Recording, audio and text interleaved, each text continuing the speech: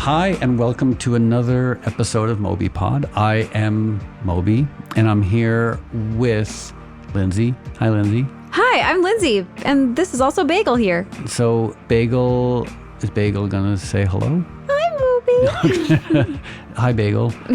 So today is a special episode because it's my 15-year sober anniversary. And in today's episode, we cover a ridiculous amount of ground about sobriety, spirituality, the human condition, existentialism, vulnerability.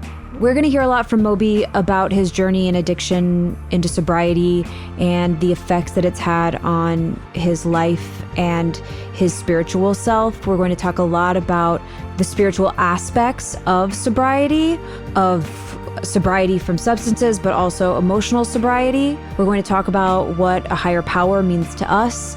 And we're going to talk about chipmunks dressed up like Elvis in a sequin suit. So there's not a lot we're not covering. It seemed like that last part, the chipmunks, disco dancing chipmunks in Elvis costumes. If you're confused by that, hopefully by the end of the episode, it will make perfect sense to you what we're talking about, and it might still seem very weird, but hopefully less confusing.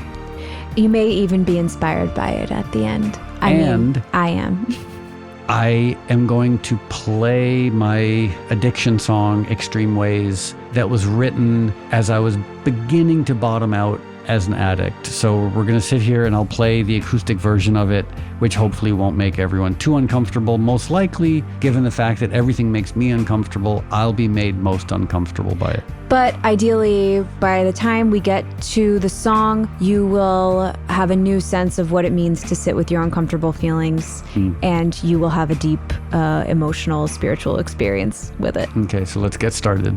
Oh, and we're going to be talking about some really intense things during this episode of Moby Pod. So if you are triggered by descriptions and stories of drug use and addiction and even suicidal ideation, you might want to think twice before listening to this episode, because we're going to touch on all of those things.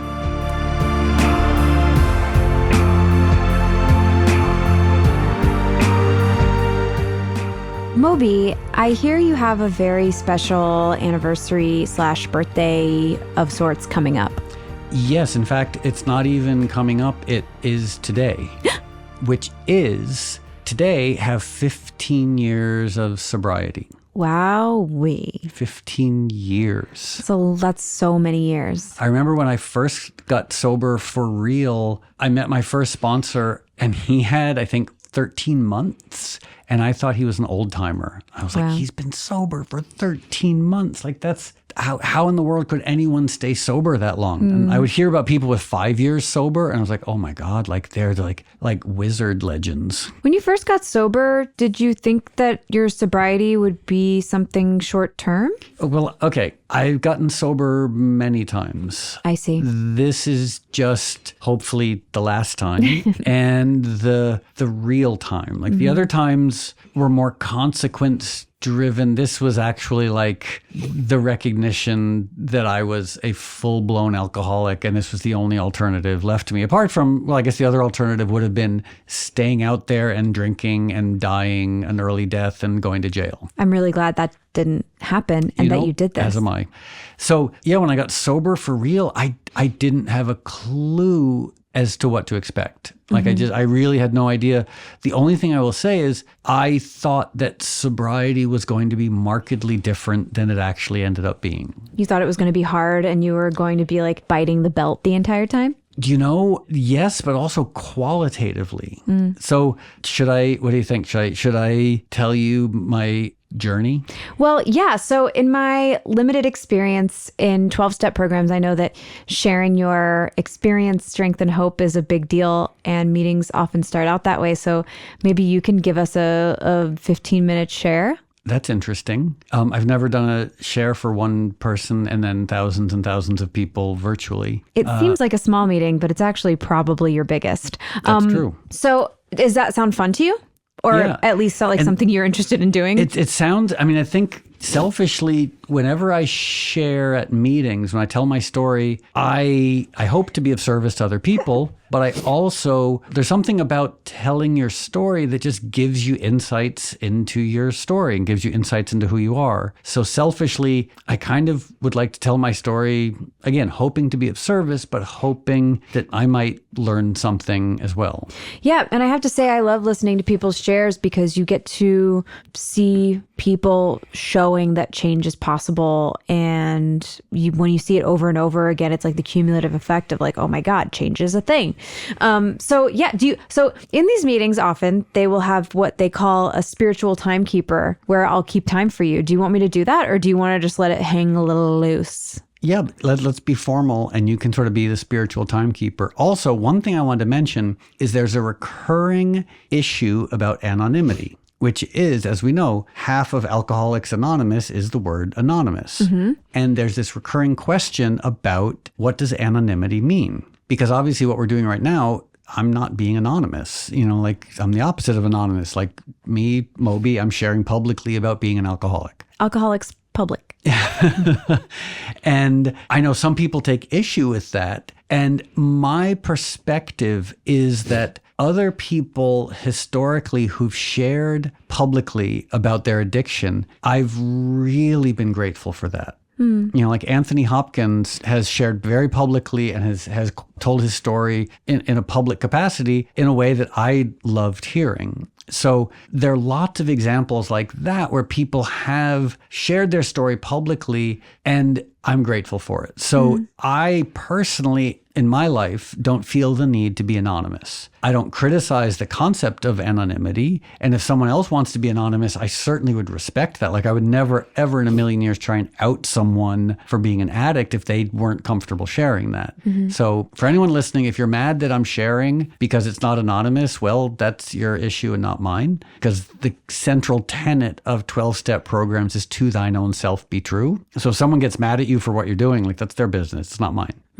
But I will say I respect the tradition of anonymity. I just don't know that it applies to me in this case. And I will say for some people, knowing that they're going to go into a room and be able to share things that they may not want anyone else to hear, knowing that they will be anonymous and that whatever they share will be kept to that room and never spoken of again, I think is where a lot of healing happens, where people feel like they can finally talk about their experience and try to make changes in their lives. Oh, yeah. So, anonymity in meetings. What I say in a closed meeting is anonymous. Right. What anyone says in a closed meeting is anonymous. Like I respect, that's to me inviolate. But if someone wants to share in a non-anonymous way, I believe personally it's my right to do so. Your story is your story, and what you choose to do with it is entirely up to you. We are talking about a program that does require anonymity, but you are only talking about this program in as much as it has supported you on the journey that you're talking about today. And also, I would like to say anyone listening is probably like scratching their head like, why are these two going on so longly? Okay. Wow. By the way, I think we both had like separately bad night's sleep. Me, because I just am prone to insomnia. And can you tell everyone, before I tell my story of experience, shame, and hope, why you had a bad night's sleep? Well, first of all, I had a bad night's sleep because I was accidentally exposed to some horses yesterday. And so I was having terrible allergic reactions all night. But also Bagel woke me up at 3 a.m. because she had to go outside and poop, which was really nice and respectful that she didn't want to do it inside. And she woke me up. I took her outside, and when we came back in, she got poop all over my bed. Poor Bagel, poor Lindsay. So Bagel accidentally got poop on her bed because she does have long fur that sometimes the poop attaches itself to. And so then you had to like make your bed at 3 o'clock in the morning? I did. Okay. Well, I'm sorry. So we're both a little sleepy, which makes me invent words like longly. Okay, so here goes. First off, I'm Moby. I'm an alcoholic. Hi, Moby. Thanks. And I imagine the alcoholics listening all just involuntarily said, hi, Moby. So my story, I think, as weird as this might sound, it starts before I was born. because I believe there is definitely a hereditary component to addiction. In my family, half my family are WASPs. By WASPs, I mean white Anglo-Saxon Protestant. The other half are Ashkenazi and Sephardic Jews. The WASPs in my family all have problems with drinking. The Jewish people in my family do not. It's just there's such a hereditary link there. So my father was an alcoholic. My grandfather was probably an alcoholic. The other people on my mom's side of the family, lots of addiction, lots of alcoholism. And then I also had prenatal trauma, trauma before I was born, because my mom was a heavy cigarette smoker. While she was pregnant with me, she and my dad were fighting constantly. So clearly I was exposed to a lot of cortisol in the womb. And then my mom was very violently attacked in Riverside Park in New York when she was pregnant with me. And she was like 7 months pregnant with me, and she was walking in Riverside Park, and a man attacked her and tried to stab me, tried to kill me. It sounds like the beginning of some like Damien the Omen type story. So she said a man ran up to her with a long knife and started attacking her, and specifically was trying to stab her womb. Whoa. And she said those stories of like people having superhuman strength, like he was a lot bigger than her, he was a lot stronger than her, and she fought him off. Like she told me this story where as he was aggressively trying to stab me in the womb, she grabbed his arm, and they stood for what she said was like a minute, where she just like, he wouldn't let go and she wouldn't let go, and they just stared at each other in the eye. And apparently he was saying I have to kill your baby. And eventually he dropped the knife and ran away. So obviously that was very traumatic for her, but just imagine how much cortisol and adrenaline was going through her system that then went to me. So I was born anxious with a hereditary predisposition towards addiction. Then the first couple of years of my life, my father killed himself drunk. My mother surrounded herself with drug addicts and alcoholics. Like I was just exposed to constant addiction, and it was the different types of addiction. Like there were my grandfather who worked on Wall Street, his level of addiction was golf and gin and tonics. So it was very respectable addiction. But when he and his friends met up, they would get blind drunk, but it was wealthy people getting blind drunk on gin and tonics. It somehow seemed respectable. Civilized. I don't remember being around I don't think I met a sober adult until I was maybe 19 years old. Every time I met my mom's friends, they were drunk, high, addicted, hungover. My grandparents, my aunts and uncles, everybody was always high or drunk on something.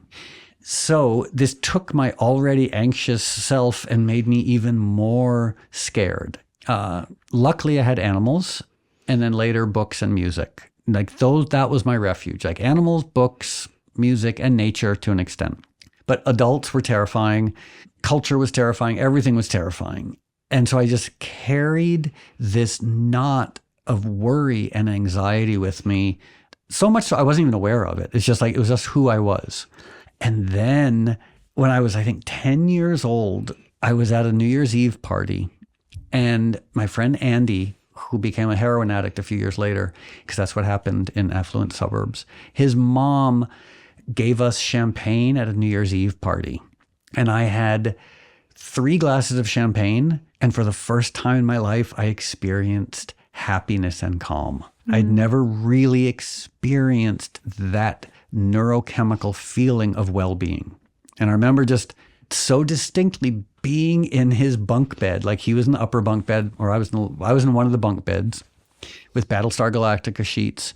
And I remember thinking to myself, I never want to not feel this way at age 10. And what followed from that was 3 years of weird alcohol and drug abuse from age 10 to 13 or 14, where my friend Dave and I would steal drugs from his sister, who was very mentally ill. I would steal drugs from my mom and her boyfriends, and stealing alcohol was the easy one because every family had a liquor cabinet, and you just go in the liquor cabinet. And my trick at age 11 and 12 was to go to the back of the back of the liquor cabinet, the stuff they didn't want that had dust on it, and you just took that. And it was usually the garbage stuff like creme de menthe and 151 rum, like the stuff that someone would buy once for a cocktail and then put in the back of the liquor cabinet. It would be dusty. You'd take half the bottle, put water back in, and end up with what we called rocket fuel, which was like a mix of all the alcohols. It was disgusting, but it worked, and you would get drunk very, very quickly. Combined with the pills we were stealing from our parents and the marijuana and hash I was stealing from my mom and her boyfriend. So by age 13, I was a mess. And then this is my only claim to sobriety fame. It's on my first sobriety date. I was 14 years old. I had had a night out with my friend Dave, and he got so drunk and so high that he passed out, and we had to call the EMTs to intubate him. So I remember I can see it so clearly even now, like in the hallway in the downstairs of his house with the EMTs hovering over him, intubating him at 2 or 3 in the morning. And I was blind drunk and high, and his parents were like terrified and screaming because they thought their 12, 13-year-old son was going to die.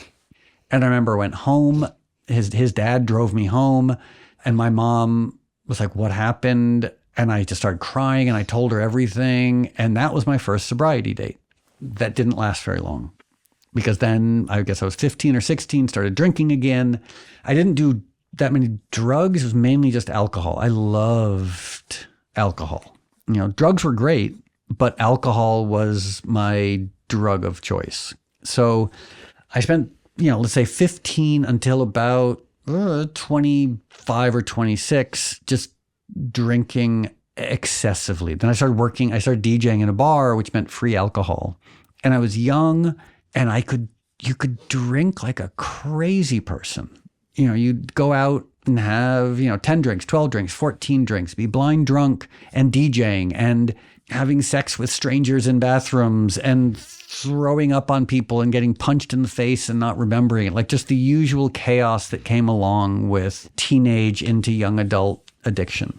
Then, fast forward to about 26, I got sober without a program because I realized I had this moment of clarity. I was like, oh, every fight I've been in, I've been drunk.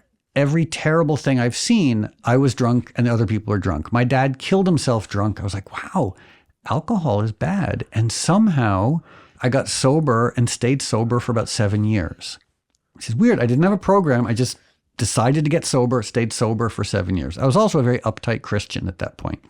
So that lasted until 1995. And then 1995, I was 30 years old, and I started drinking again. And I remember the first drink I had in San Francisco in 1995, it was like being returned to heaven/the womb. Like all of a sudden, after 7 or 8 years of sobriety, I was a drunk again.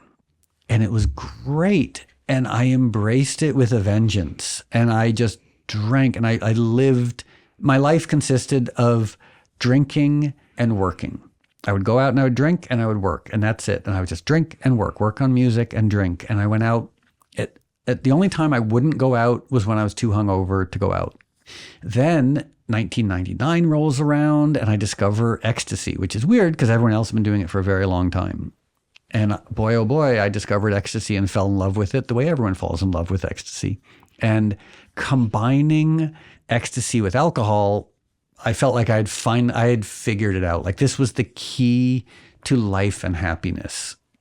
I remember at one point having an internal theological debate with God, and I just thought to myself, God, if you loved us, why don't we always just feel this way we feel when we're on ecstasy and drinking? Like why is there ever sadness? If, shouldn't a benign God just make us feel deliriously happy 24 hours a day? We might not get much done, and our species probably wouldn't survive, but at least we'd be happy. Mm-hmm.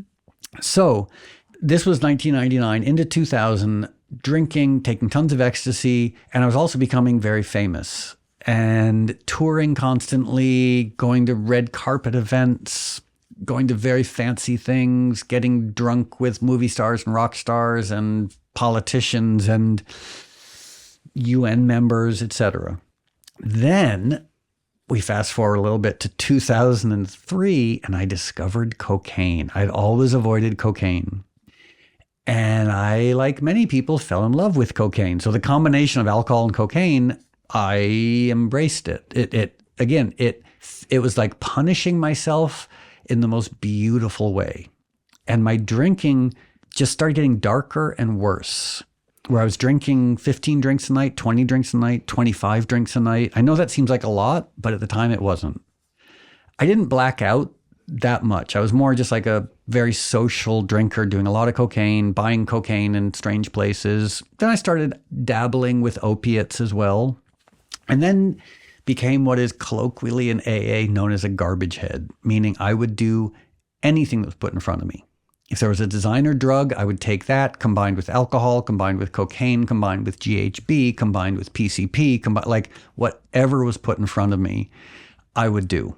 My friend, I don't want to name her name, but a friend and I found a bag of drugs behind a toilet in a dive bar on a rainy Sunday night in the Lower East Side.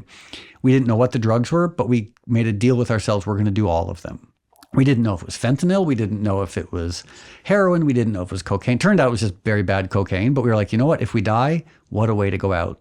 We're going to do this bag of drugs that we found behind the crappiest toilet you can imagine in a dive bar. So it got very dark and darker and darker. And I started having suicidal fantasies. I started having suicide attempts, but it never dawned on me to quit drinking. And I was like, well, maybe I could drink less. So I started drinking wine because I never liked wine. I started trying to smoke marijuana again because I didn't like smoking marijuana. So my approach to addiction was, well, if I drink and do drugs that I don't enjoy, that way at least I can keep drinking and doing drugs. Kept going. The depression got worse. The anxiety got worse. The suicidal thoughts got worse. When I heard about other people dying, I envied them. Like Heath Ledger lived around the corner from me. And when he died, I was jealous. I was like, wow, what more do I have to do? Like, how can I die? I would be so disappointed every morning I woke up that I wasn't dead. To be fair, I was waking up at 5 p.m, but I would get into the shower at 5 p.m, hungover, and I would stand there and I would just say the word fuck over and over again, disappointed that I hadn't died in my sleep. Because at this point, like an average night, and I know this sounds crazy, was 20 drinks, $200 or $300 worth of cocaine, whatever other drugs were paid for or handed to me, the weird ones too, like angel dust and GHB, bad ones. And then to sleep at 9 a.m, I would gobble Xanax and Vicodin. And I kept thinking, like, what am I doing wrong? Not what am I doing wrong in poisoning myself, but what am I doing wrong that I'm still alive? Because all I wanted was to die. I kept every morning so disappointed, like, why am I still alive? Like, people around me were dying left and right. And I was like, what? Like, I'm a little scrawny guy. How come I'm still alive? Okay. So I tried to get sober. By the way, because this is our podcast, are you going to let me go a little long? I'll allow it. Okay. Thank you. As it is your podcast. No, I'll try and truncate it and keep it relatively brief. No, this is riveting. You sure? Yeah, we're at the winter of the soul right now, which this is a good part. This is the end of the second act. Yeah, so we're in the darkest night of the soul. Yeah, This is like the year before I got sober. I think somewhere deep in my brain knew that I was going to either get sober or die. And so it went out with a vengeance. I mean, the drinking got worse. The drug taking got worse. The degeneracy got worse. The despair got worse. The depression, the anxiety, everything got so bad. Friends started looking at me with genuine concern. People started staging quasi-interventions with me. People I worked with started quitting because they just couldn't deal with it anymore. And then finally, after years and years of just darkness, it just kept getting darker. October 2008, I walked into an AA meeting and I raised my hand and I said, I'm Moby and I'm an alcoholic. And I just sat there crying because I knew I was done. And it wasn't even any big dramatic ending. Like I hadn't had like the mother of all nights. I'd just had like a typical stupid night out, which for me involved 20 drinks and $300 worth of cocaine and whatever drugs were thrown in my face. But I got to that point that Aerosmith described as being sick and tired of being sick and tired. Mm. And I just couldn't see any other way out. So I walked into this meeting, which turns out was like one of the original AA meetings in New York. It had been going on for decades and decades and decades. And it was a very weird meeting because it took place, the one I went to took place in a yoga studio in a Hindu temple, but it was in the East Village, so it was populated by unhoused people, hardcore drug addicts, CEOs, rock stars, movie stars, but also like the most diverse group of people. Like, I've never been in a more diverse place than this meeting. Like, you'd be sitting next to like a senator would be sitting next to you on one side, and an unhoused person sitting next to you on the other side, a movie star sitting in front of you, and literally a sideshow freak from Coney Island sitting behind you. And everybody supported everybody. And it was so remarkable. And I immediately started doing step work. Because finally I could do the first step, which is the only one you have to do right, which is, admitted I was an alcoholic and I was powerless over my addiction. And I looked at all the evidence and I was like, oh boy, finally I can say I'm an alcoholic and I'm powerless, which then led to the second step. The second step is sort of like turning things over. And the third step, made the decision to turn our life and our will over to the care of God as we understood God. Like, we could talk about this for years. For me, this is the most interesting step because you're turning your life and your will over to the care of God as you understood God. And I wrestled with this for a long time because I was like, I don't understand God. And I realized the God of my understanding is a God that I cannot possibly understand. I don't know who God is. I don't know what God is. In a universe that's 15 billion years old, how could you know God? But I have this humbly held naive belief that we can approach whoever, whatever God is, that we can potentially have a relationship with God, even if we don't understand or know what God is.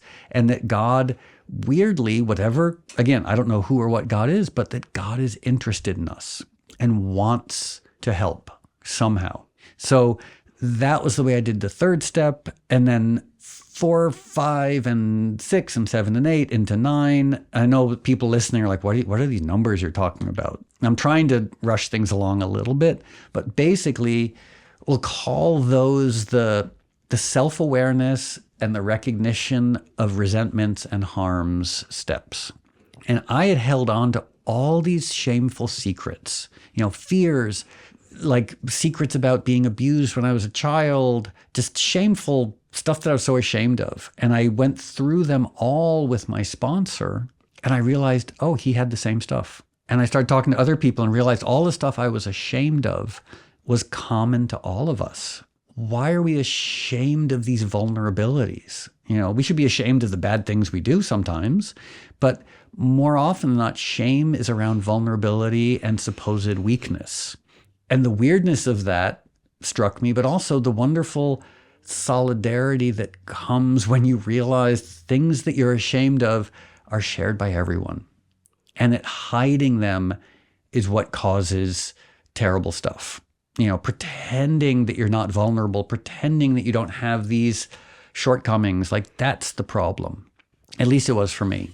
So then I got to the 9th step, which is when you make amends to people for the wrongs that you've done to them, which I had quite a lot of those to do. And it's so powerful. Words can't describe how powerful it is when you get to that point where you're doing it. Like, it's like if God is a chiropractor, that's when you go to God and you get readjusted. Like, all of a sudden, everything changes. But then we get to 10, 11, and 12 of the steps, 12 being the 12th step. And those are, we'll call them like the maintenance steps. Like, the idea is like, you're sober now, you have a better sense of self, you have a better sense of the world around you. So 10, 11, 12 is sort of like maintenance through, being of service and trying to help other people.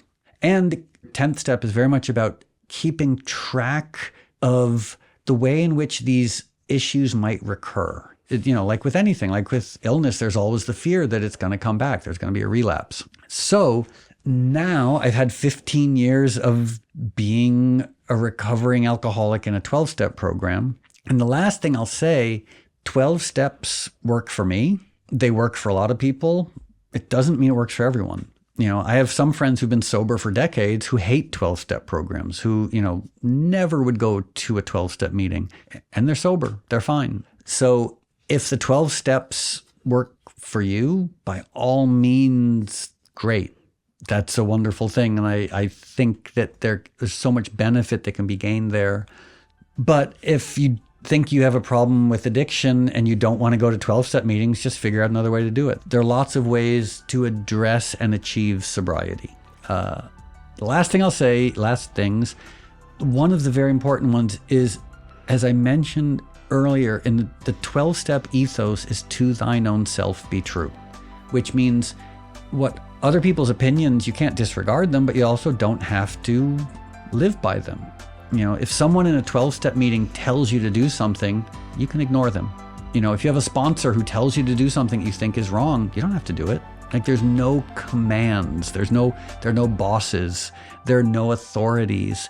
12-step programs, it's a collection of dysfunctional equals. Anyone who pretends otherwise hasn't figured it out yet. Because there are lots of people in 12-step programs who are real quick to judge and tell you what you should do. Ignore them.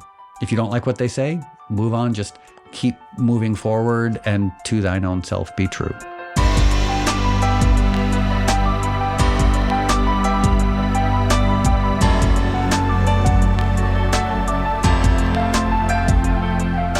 That was very forthcoming. I think a lot of people would self-edit around things that they did that they are not necessarily proud of.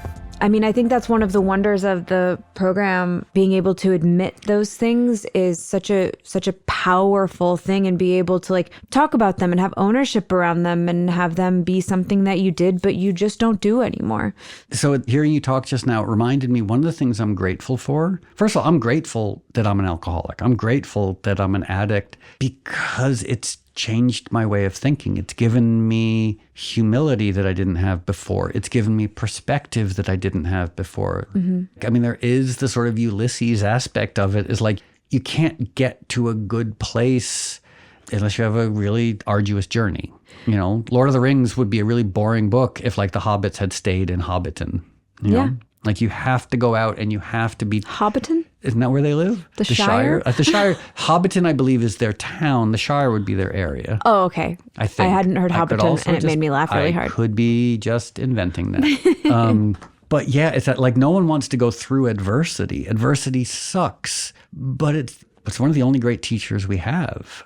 So going through that terrible journey, the dark night, as you call it, the winter of the soul, it was awful, filled with so much sadness and despair, but necessary. Otherwise you end up in you end up consumed by bitterness. You end up consumed by sickness. You end up consumed by all these things. And I couldn't have figured this out on my own. So here's one thing I wanted to mention is, okay, so I'm going all over them. I'm taking every off-ramp. One thing that I'm grateful for, that I have an addiction that requires abstinence, meaning I can't drink. There's some addictions like Narcotics Anonymous, etc. Overeaters. Well, overeaters is a different one. So those are the maintenance addictions. I don't know how people handle those. With alcohol, it's okay, black and white. I cannot drink. Mm-hmm. Drugs, I cannot do drugs. It's this binary thing. I've tried doing moderation. I can't do it. I have to have a complete abstinent approach to alcohol and drugs. The people like Overeaters Anonymous, you can't have an abstinent approach towards food. You have to learn how to eat with sanity. People who spend... People gambling. I guess gambling is an abstinence thing. Gambling, you can do abstinence, yeah. But or people who are addicted to love and sex, and most likely they don't practice abstinence. My heart goes out to the people who have to figure out how to manage their compulsion but not give it up. Mm-hmm. I don't think I would have the strength to do that. I'm lucky that my addiction required a hard, fast, abstinent cutoff. Mm-hmm. So one thing I would like to talk about is the weird, what I've come to learn what 12-step sobriety actually is, because it's not sobriety. What is it? And this is what it took me a long time to understand this. And this is just my perspective. If someone disagrees, God bless. But when I got sober, because you asked me at the beginning, when you get sober, did you just think it was going to be this hard, short journey? I thought sobriety involved giving up alcohol, giving up drugs and sitting in rooms with sad people who also had given up alcohol and drugs. I didn't know anything more than that. Mm-hmm. And it's so self-evident when you look at the 12 steps. Only one of the steps mentions drinking, the first one. Everything else is about a spiritual practice. Mm-hmm. And I remember early days of sobriety, some old bottomed out Bowery bum. It was like two things. Kid, probably said kid. He was very, like in his 70s, I was in my 40s. He said two things. This is a spiritual program and don't quit before the miracle happens. And I just remember thinking like, you're wrong and you're wrong. I was like, it's not a spiritual program, and what miracle can possibly happen by giving up fun? Like I've given up alcohol and drugs to stay alive, but like it's definitely not going to be fun. I'm not going to learn anything. He was 100% right. It is the most intense spiritual program I've ever gone through, and the miracle happens. When you get to that point, when you realize that the miracle that this old Bowery bum was talking about is a real thing, it's mind-boggling.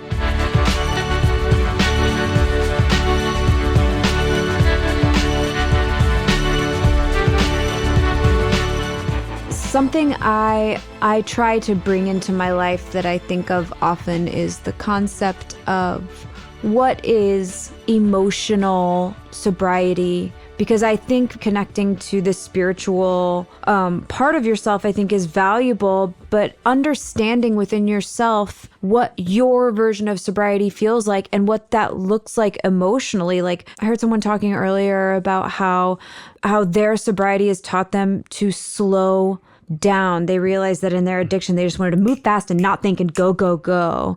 And how their sobriety has taught them to take a breath, to sit with feelings, to learn that when something makes you want to go really fast, or when it feels like these incredible highs and terrible lows, whether it's a substance, whether it's a feeling, whether it's a person, whether it's a place, whether it's any activity, if you start to feel high highs and low lows, there's emotional sobriety might be missing in your life, and you should take steps to find it. Absolutely. And I would broadly say there are two aspects to that. Mm-hmm. And it's almost like an illness where oftentimes, like, for example, let's say you break your ankle while you're running. First thing you have to do is fix your ankle. Mm-hmm. The second is to figure out what happened to make it break. Mm-hmm. So what you're describing is very essential. It's the sort of, we'll call it like the behavioral aspect of it. Because if there's one thing humans dislike, but addicts super dislike, is uncomfortable thoughts, uncomfortable feelings.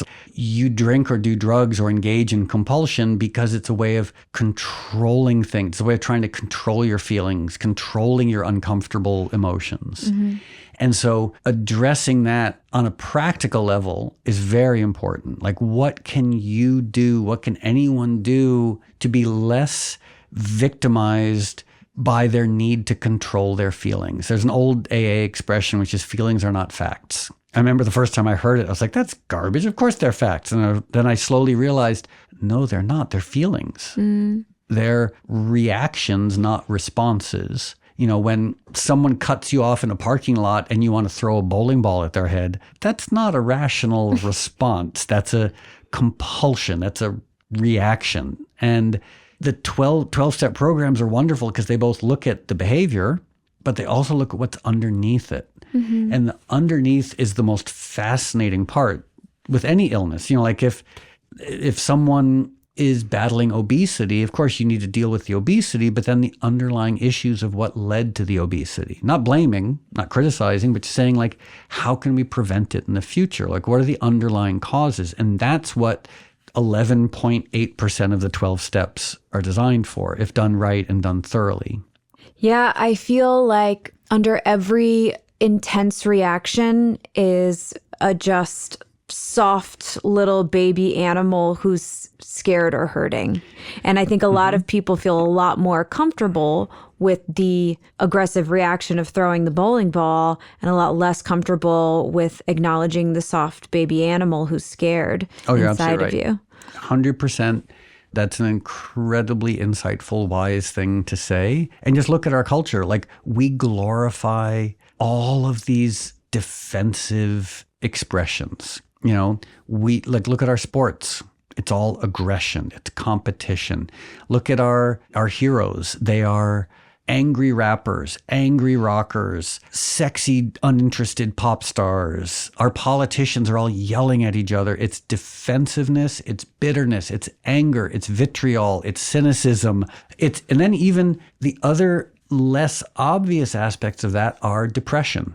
And isolation and nihilism. Like these are just as defensive as the anger and the vitriol and the defensiveness, etc. They're reactions. They're not a part of you. Yeah. They're a reaction that comes from some part of you. And it's funny because I was doing this TV show about 10 years ago. I was acting because, I'm an actor. Obviously. So we were shooting in a kindergarten. And on the wall of the kindergarten were all these messages and lessons that were taught to us when we were young that so many people have forgotten. It was like, use your words, not your fists. Do you need a timeout? Just all this great advice. And I was like, why don't adults get told this stuff? But that question that you addressed is like, what's really going on underneath the anger? What's going on underneath the despair? What's going on underneath the cynicism, the bitterness? And we should all be taught this from day one. Like ideally school, this would be a class every day you're in school. It should be that question of like, how do you identify and connect with what's really going on with you? It builds a framework of, okay, I'm having a reaction. Can I be more of an observer of my own self in this moment and look a little bit deeper than the violent or impulsive reaction that I'm having right now? I think what it does is say, this is what I do when I have a reaction. I don't act on it. I think about it. And I try to actually maybe acknowledge a deeper part of myself and heal something that has been hurting for a long time. Like using a trigger as an opportunity to heal. And you had to become aware of the vulnerability, to become aware of what really, there's two recurring aspects to the 12-step program that most people would think have nothing to do with sobriety: fear and control. And what we're talking about, at least in my life and from my perspective, whenever we ask that question, what's really going on? The question is, what am I afraid of? What am I trying to control? Control is oftentimes just a result of fear. We're not even aware of it.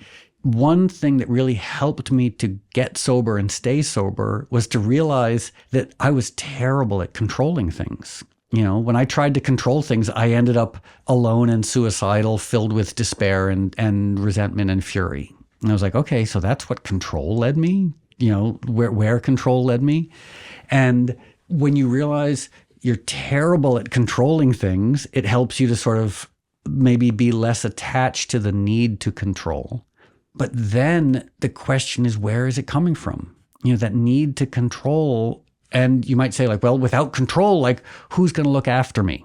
How am I going to succeed? How am I going to feed myself? It's like, well, you can still look after yourself and feed yourself without being compulsively, compelled to control things. And control, from my perspective, comes from individual fear.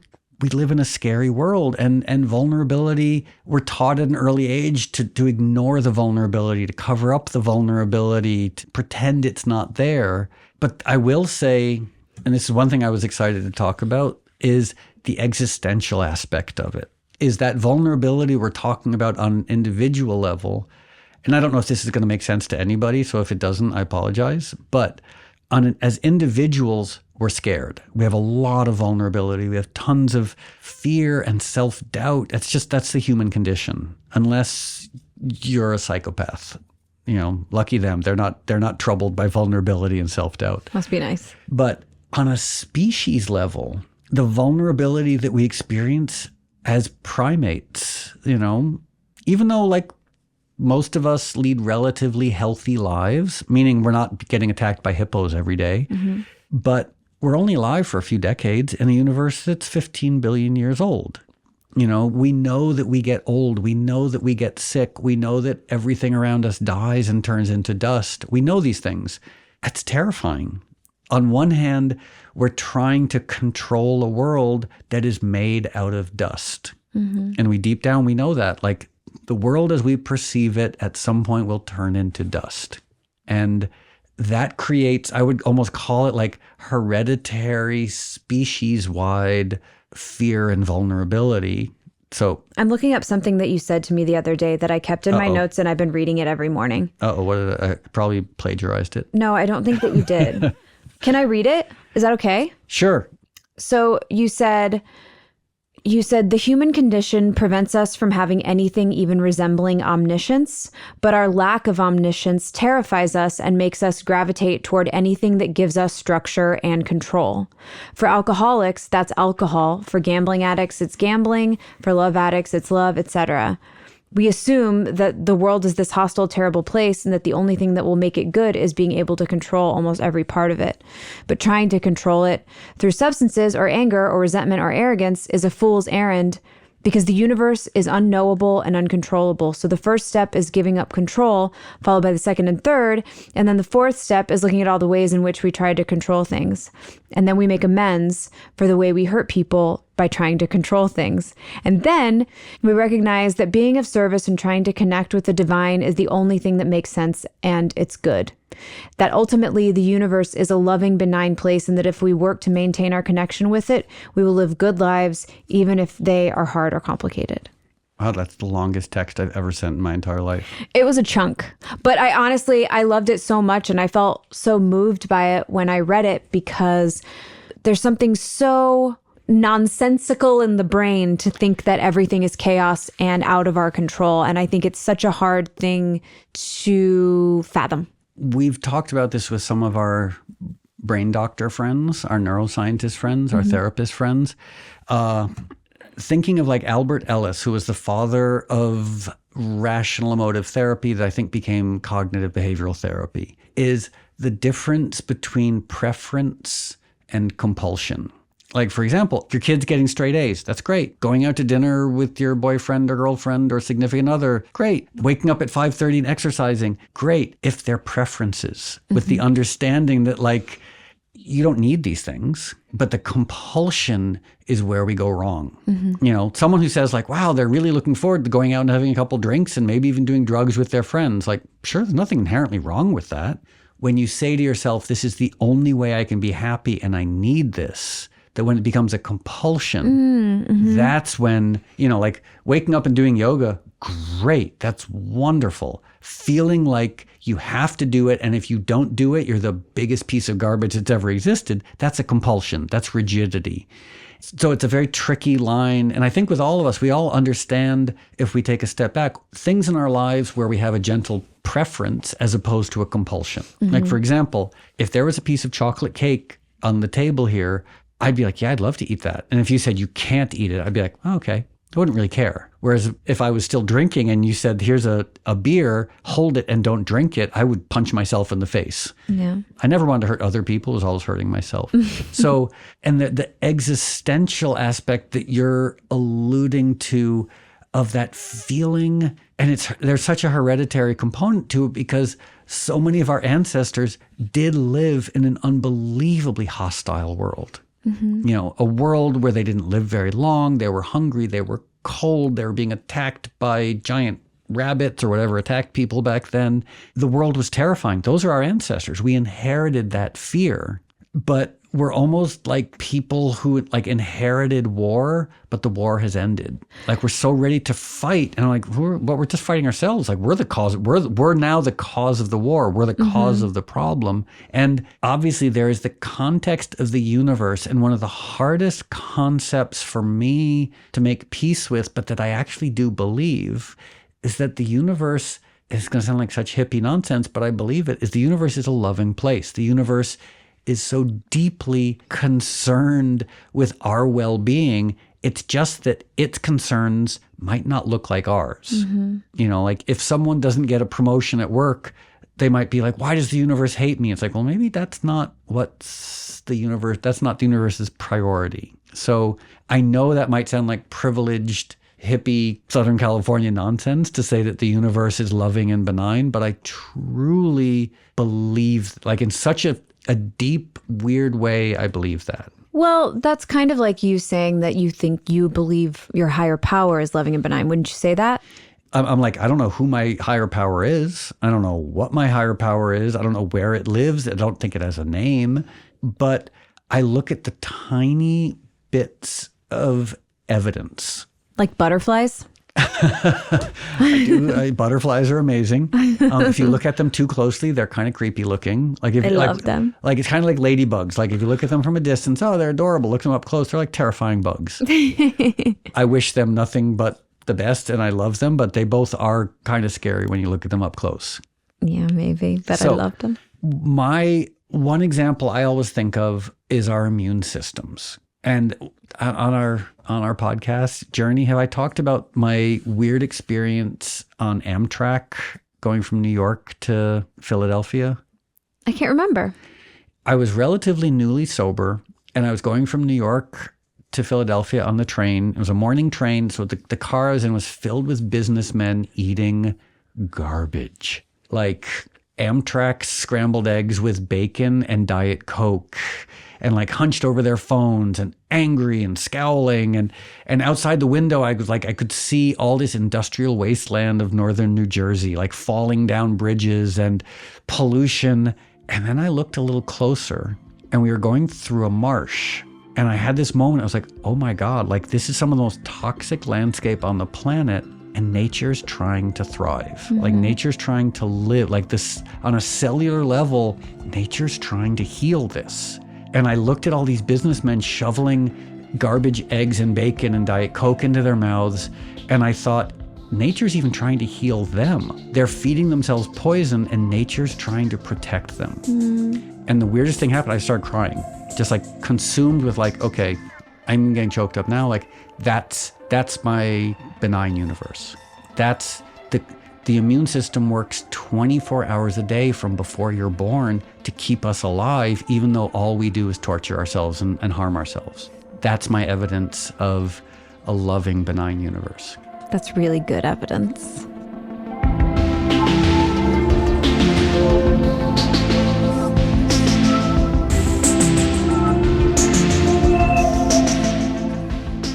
One thing I wanted to talk about on a practical level is how recovery helps on a daily basis. Mm-hmm. Like we're talking on a very lofty spiritual level, but on a practical level, how does it help? Yeah. For me, it's a reminder, and I have to practice this because my inclination is to disregard everything we've just talked about and be a resentful, angry person.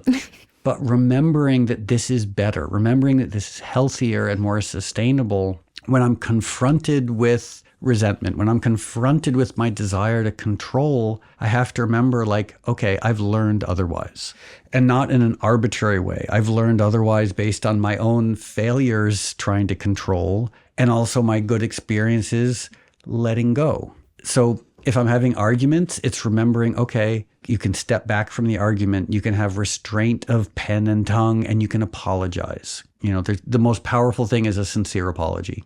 And sometimes I'm reminded by people I know in the world of recovery, like I'll be expressing bitterness or what have you, and someone will say like, okay, well, what step is represented in your anger and bitterness? I'm like, oh yeah, that's right.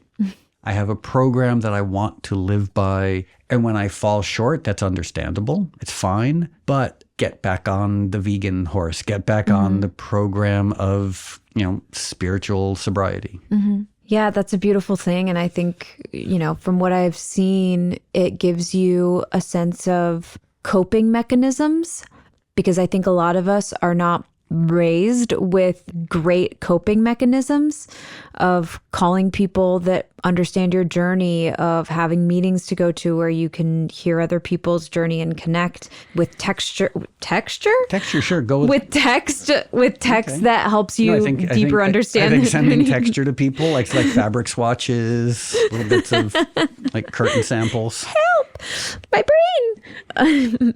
I blame bagel poops for that. With text that you can read, with steps you can work again, write again. You know what I mean? Like it gives you practical tools for every single day. And the weird thing that people don't want to talk about that I probably shouldn't talk about either, which is prayer. Mm-hmm. Like I know when we think of prayer, you think of like someone who works at Hobby Lobby and like goes to one of those big giant mega churches, but like I pray a lot, and the ultimate prayer from my perspective is your will, not mine, be done. Like whatever the divine is, whoever, wherever the divine might be, it probably knows things better than I do. It's been around longer. It's more objective. It understands things. And so like, if there's even the possibility that the divine is interested in us, that the divine is involved with us, and it wants to help us in some way, why not avail ourselves of that? Like I'm just a few decades old, granted more than a few, but still I'm decades old, not millennia, not billions of years old. And that prayer of saying like, look, I don't know what to do. Whoever you are, divine, I immediately think of the actor in the John Waters movies, but whoever you are, divinity and divine, just your will be done, and the truth of that is such a hard, because like, boy, it took me forever to really believe that prayer, to believe that there was a divinity, a force like Yoda. There was some energy out there that knew better than I did, and that I could give up control at times to that entity, whatever it is.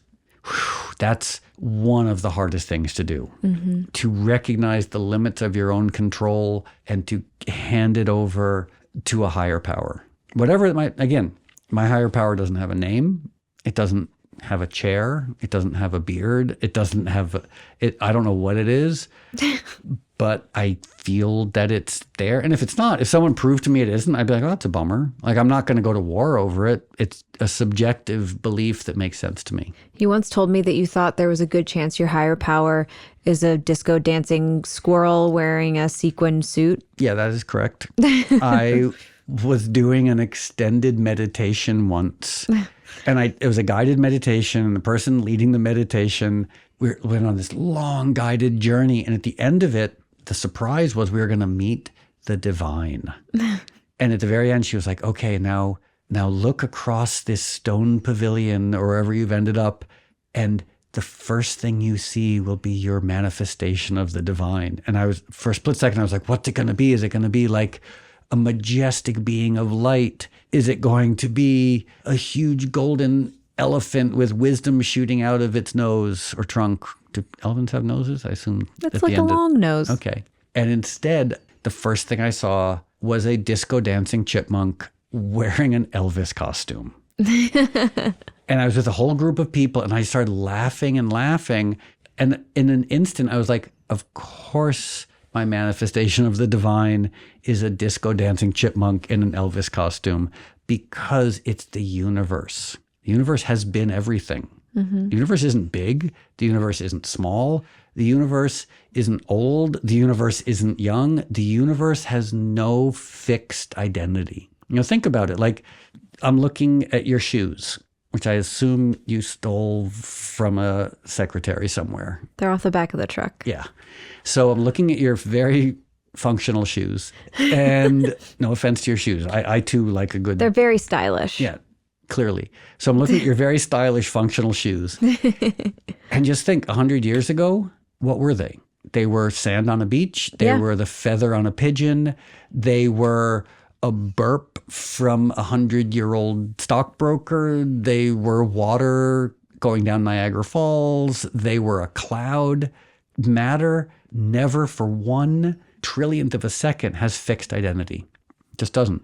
It's always in a state of flux. So like, if my manifestation of the divine is a representation of a universe with no fixed identity, isn't a disco dancing chipmunk in an Elvis costume just as good and just as apt as anything else? I can't see why not. I have no proof that it wouldn't be. Yeah, thank you. And if I'm wrong, I'm wrong. I'm not saying God is a disco dancing chipmunk in a sequined Elvis costume, but as far as a godhead or an avatar, sure, everything is equally ridiculous and relevant in terms of the representation of the divine. I couldn't agree more. Have we gone off too far afield from the world of sobriety? Well, I think it's all connected. I think so. It's a spiritual program, man. Getting spiritual. I thought to wrap things up, maybe I'd play a song. I would love that. Okay. A song about a disco dancing chipmunk I wish. I need to write a good song about a disco dancing chipmunk in a sequined Elvis costume. Maybe we should do that for our next Write a Song. But instead I thought Extreme Ways. I love that. But, okay, I will, but it's a sad song. Why does it seem sad to you? I mean, the chorus, then it fell apart. Like, it's kind of, it's not Yeah, but that was also your share. You're talking about the darkness and the ways that it fell apart, but that was what gave you the gift of where you are now. You know what AA is really good for? Tell me. Acronyms and cute sayings. Okay, give me one. Forever avoiding reality. Fear. Yeah. Another one involves a grown-up word. Fuck everything and run. It's also fear. My 2 favorite acronyms for God, gift of desperation. Okay, I like that. And group of drunks. That's really, really funny. My personal favorite is Q-tip. Quit taking it personally. I never heard that one. That's a really good one. How about 7 days without prayer or a meeting makes 1 week? Hey, that took me a second. I like it. AA. I mean, I guess this is what happens when you take a bunch of addicts and give them a lot of free time. They come up with acronyms and cute little bumper stickers. So I'm going to play an acoustic version of Extreme Ways. If you and Bagel want to leave, I understand, because it might be uncomfortable for you to sit here while I play music. I'm going to look you right in the eyeballs for this. Okay, I'll take off my glasses so I can't see things so good. Okay, so this song was written in the year 2001.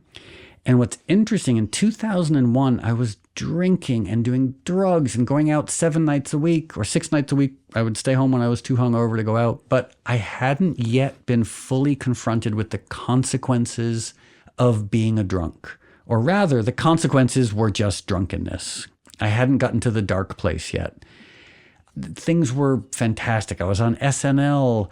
I had a giant billboard of me in Times Square. Like, things were out of control, rather controlled, but like they were as materialistic and zeitgeist satisfactory as they could be, you know? Mm-hmm.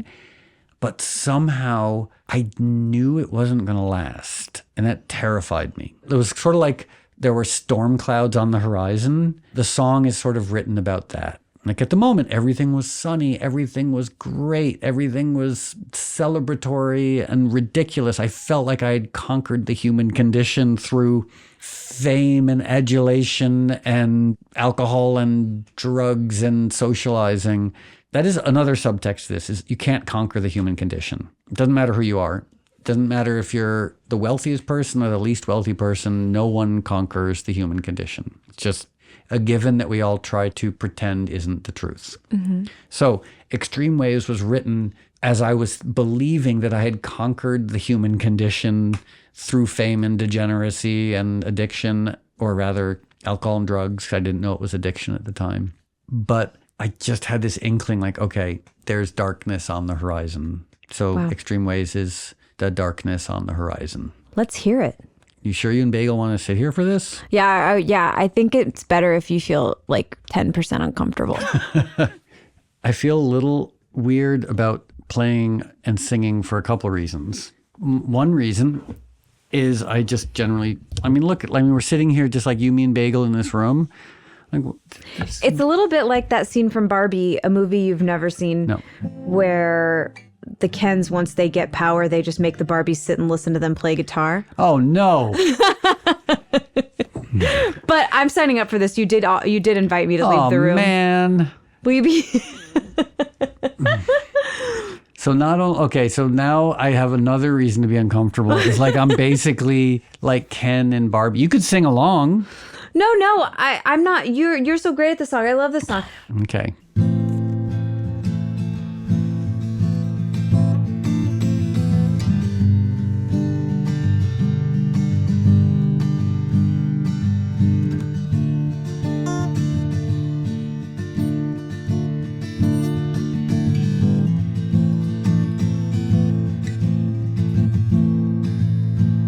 Extreme ways are back again. Extreme places I didn't know. Broke everything new again. Everything that I'd owned. I threw it out the windows, came along. Extreme ways I know will part the colors of my sea. Perfect coloring. Extreme ways that held me out late at night. Extreme places I had gone and never seen any light. Dirty basements, dirty noise, dirty places coming through. Extreme worlds alone, did you ever like it then? I would stand in line for this. There's always room in life for this. Oh, babe, oh, babe. Then it fell apart, fell apart. Oh, babe, oh, babe. Then it fell apart, it fell apart. Extreme sounds that held me out late at night. Well, I didn't have much to say, I didn't give up the light. I closed my eyes, I closed myself, I closed my world. I'll never open up to anything kept me at all. I had to close down everything, I had to close down my mind. Too many things could cut me, too much could make me blind. I seen so much in so many places, so many heartaches, so many faces, so many dirty things you couldn't even believe. I would stand in a line for this. There's always room in life for this. Oh, babe, oh, babe. Then it fell apart, it fell apart. Oh, babe, oh, babe. Then it fell apart, fell apart. What'd you say my name was? Did you say it then? What'd you say my name was? Oh, say it then. Well, I know I can. I know I can. I know I can find love, babe. Oh, babe. Then it fell apart. Fell apart. Oh, babe. Oh, babe, like it always does, always does.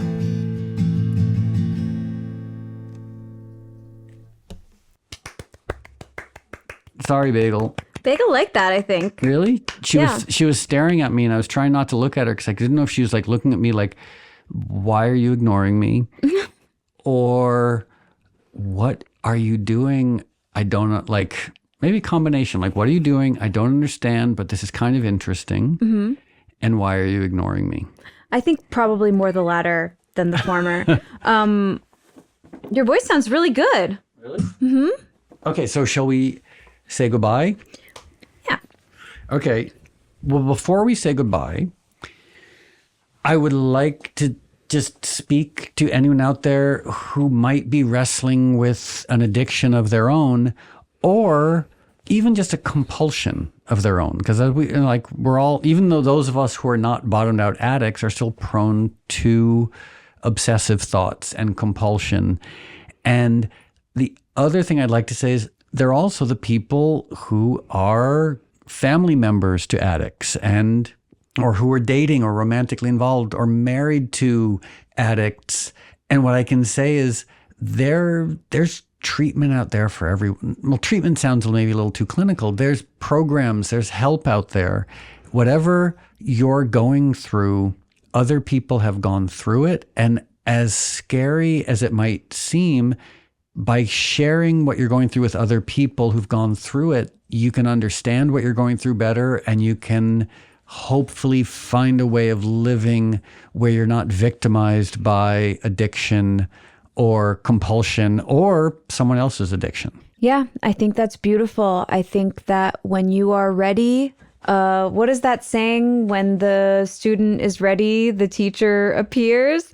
Yeah. I think when you're ready to take a step like this, or when you have tried everything, or when you are sick and tired of being sick and tired, there's options for you. I think that's a really beautiful and exciting and hopeful thing. Yeah. Whether it's a 12-step meeting, whether it's talking to a therapist, whether it's going online and just sort of doing the research, the key, I think, is the willingness, the willingness to be open, and the willingness to potentially share what you're going through with another person. Because there's something very just inherently powerful about that. Scary, but unbelievably healing. Yeah. So on that note, do you want to say thank you to the people we want to say thank you to? Yeah, well, first of all, I want to thank you, Moby, for your candor and vulnerability. I know that to you it may seem easy because you've had a lot of practice, but for most people, I don't think that they would say the same. So thank you for that and for sharing. It's very empowering, and your experience, I hope, touches people in the way thanks. it has touched me. And in addition to that, I want to thank Jonathan Nesvadba, who edits this podcast masterfully, in my opinion, but also in the opinion of many others. I want to thank Bagel for being just the best in the whole wide world, just a floppy little angel. Yep. I want to thank Human Content for getting this podcast out into the world. And I want to thank you, listener, for listening. We wouldn't have as much fun if you weren't here on this ride with us. So thank you.